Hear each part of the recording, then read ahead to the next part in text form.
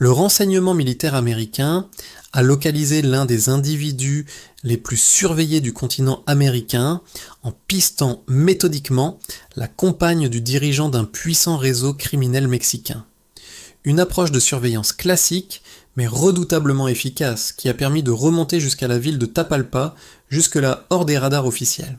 La reconnaissance aérienne, déployée sur zone, a immédiatement confirmé la présence d'individus lourdement équipés, lance-roquettes, mitrailleuses lourdes, dispositifs de protection rapprochés. Le profil tactique de la cible ne laissait aucun doute. Les unités au sol savaient qu'elles allaient affronter une structure armée organisée, entraînée et déterminée à ne pas céder sans résistance. Pour saisir les enjeux de cette opération, il est nécessaire de replacer le profil de la cible dans son contexte. El Meno est le fondateur du cartel Jalisco Nueva Generación, considéré par les analystes comme l'une des deux organisations criminelles les plus structurées et les plus dangereuses, opérant actuellement sur le territoire mexicain et au-delà de ses frontières.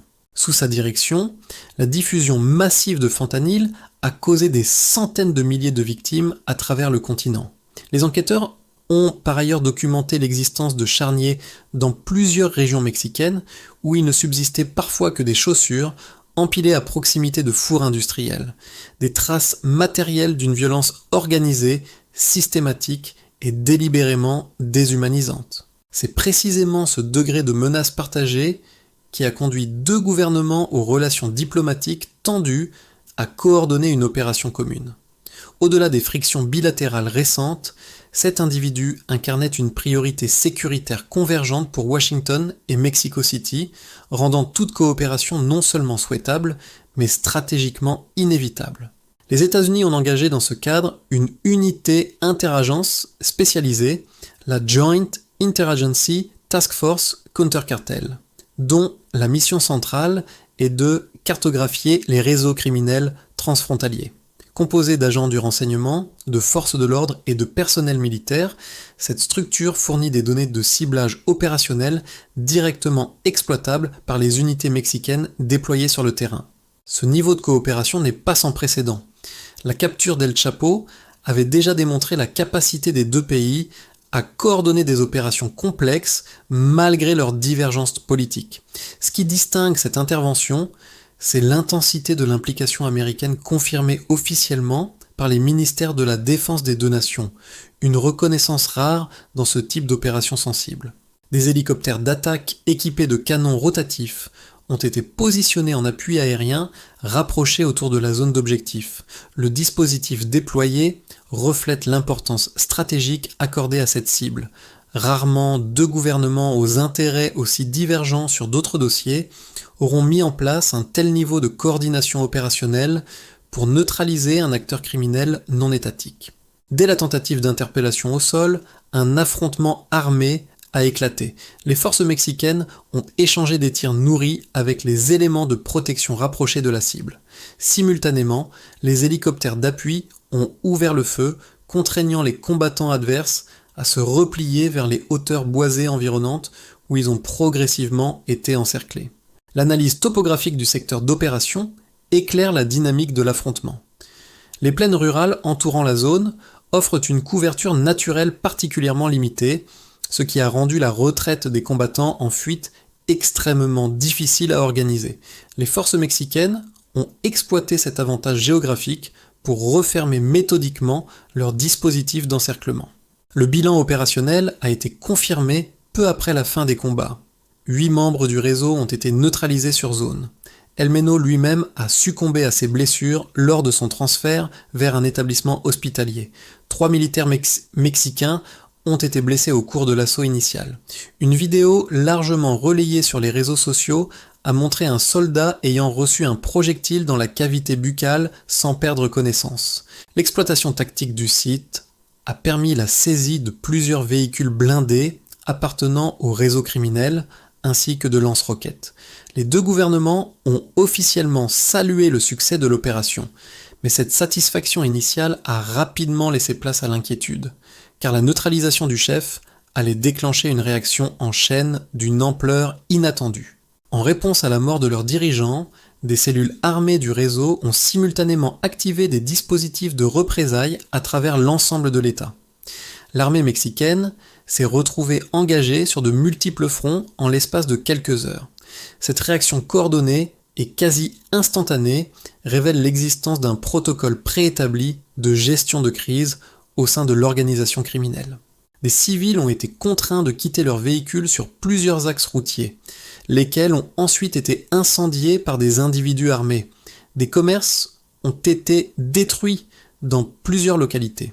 Ces images, diffusées en temps réel sur les plateformes numériques, ont amplifié le sentiment d'insécurité bien au-delà des zones directement touchées par les violences physiques. Plus de 250 points de blocage ont été établis dans au moins 20 des 31 États mexicains. Des engins de chantier lourds ont été mobilisés pour bloquer les axes stratégiques. Ce niveau de déploiement logistique, couvrant simultanément plusieurs régions du pays, traduit une capacité d'organisation territoriale qui dépasse largement le cadre habituel d'un groupe criminel de droit commun. Sur le plan tactique, l'objectif de ces blocages est précis: créer des goulots d'étranglement qui paralysent les mouvements de renforts militaires et réduisent la réactivité des forces de sécurité. Cette approche, empruntée au manuel de contre-mobilité militaire, illustre le niveau de sophistication doctrinale atteint par certaines factions de ce réseau criminel. Ces dispositifs de blocage ont également été utilisés pour piéger des touristes et des civils en transit, transformant potentiellement ces individus en instruments de pression sur les autorités. La frontière conceptuelle entre organisation criminelle et mouvement insurrectionnel devient ici particulièrement difficile à tracer, tant les méthodes employées relèvent des deux registres simultanément. Le gouverneur de l'État de Jalisco a déclenché officiellement un dispositif d'urgence de niveau maximal, communément désigné sous le terme de code rouge. Cette mesure, parmi les plus contraignantes du cadre juridique mexicain de gestion des crises sécuritaires, a immédiatement produit des effets concrets sur le quotidien de plusieurs millions d'habitants de la région. Concrètement, le code rouge a entraîné la suspension immédiate de l'ensemble des transports publics, l'ordre de confinement des populations civiles et la fermeture des activités non essentielles. Des individus armés se filmaient ouvertement au milieu des axes routiers, revendiquant publiquement le contrôle de certaines zones avec une impunité qui traduit une rupture profonde de l'autorité étatique sur ces territoires.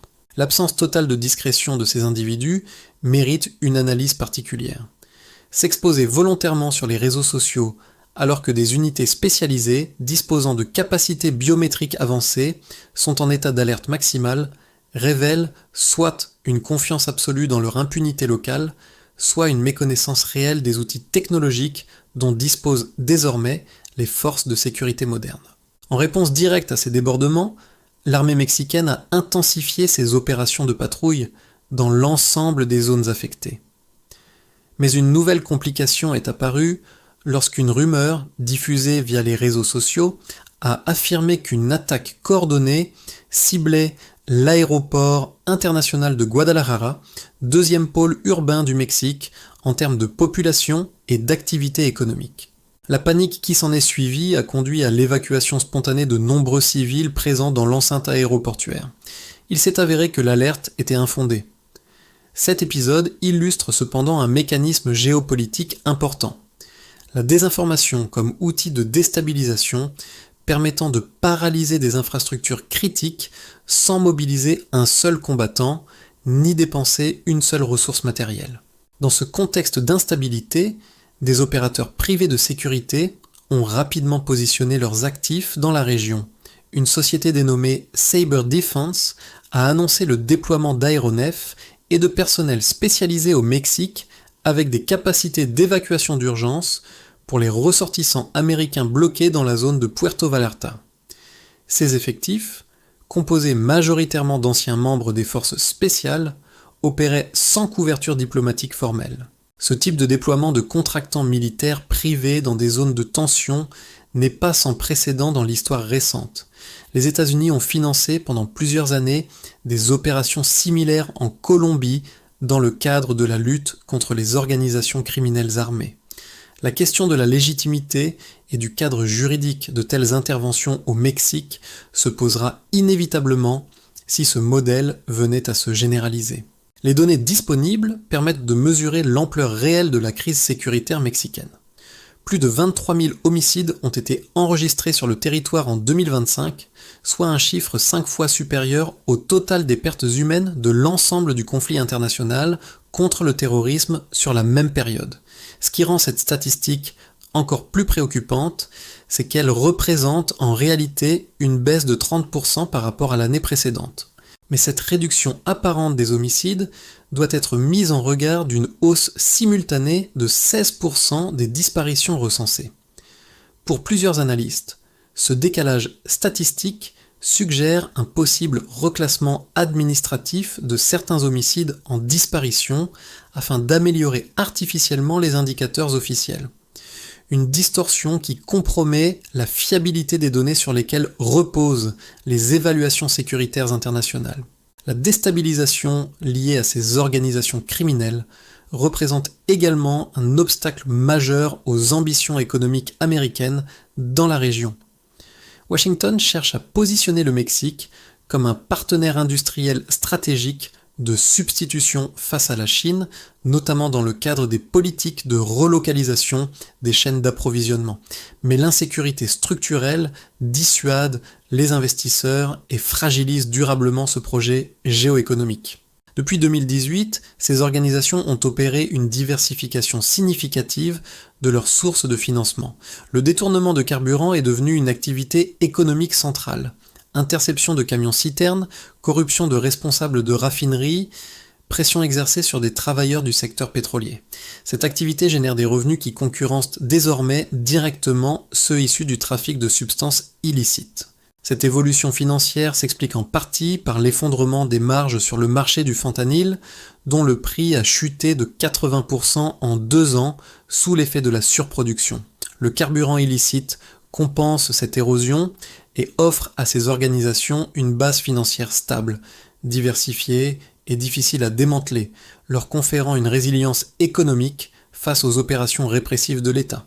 Les estimations disponibles évaluent à environ 20 milliards de dollars d'ici $2 annuels les revenus générés par ce trafic de carburant au détriment de l'État mexicain. Le mécanisme repose sur un réseau transfrontalier impliquant des sociétés d'exportation américaines qui falsifient leurs documents douaniers pour acheminer du carburant vers des structures liées aux organisations criminelles mexicaines, parfois en toute connaissance de cause. La profondeur de la corruption associée à ce trafic a atteint des institutions jusqu'alors considérées comme particulièrement fiables.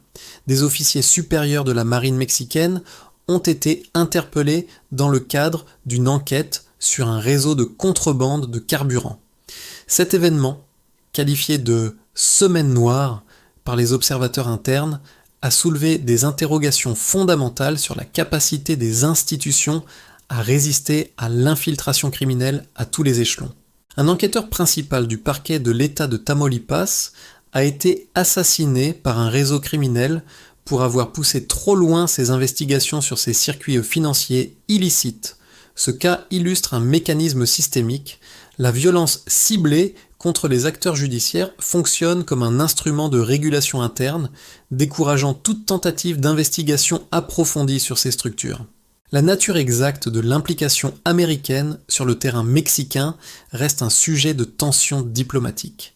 L'arrestation d'un ancien athlète olympique canadien reconverti en opérateur présumé d'un réseau international de trafic de substances illicites protégé pendant plus d'une décennie au Mexique, a mis en lumière des contradictions entre les versions officielles des deux gouvernements concernant les modalités réelles de son interpellation. La frontière américano-mexicaine est devenue un espace de confrontation multidimensionnel. Des drones non identifiés traversent régulièrement l'espace aérien américain à des fins de reconnaissance criminelle. Des aéroports ont été temporairement mis hors service. Des structures de primes ciblant des agents fédéraux américains circuleraient activement avec des montants pouvant atteindre 50 000 $ pour les responsables les plus exposés, ce que nous observons aujourd'hui dans la relation Mexique-États-Unis, dépasse la seule question sécuritaire. Il s'agit d'une reconfiguration profonde des équilibres de pouvoir entre acteurs étatiques et organisations criminelles dotées de capacités quasi souveraines sur certains territoires. Si cette analyse géopolitique vous a apporté une perspective utile, pensez à soutenir ce travail en aimant cette vidéo et en vous abonnant pour suivre les prochaines décryptages.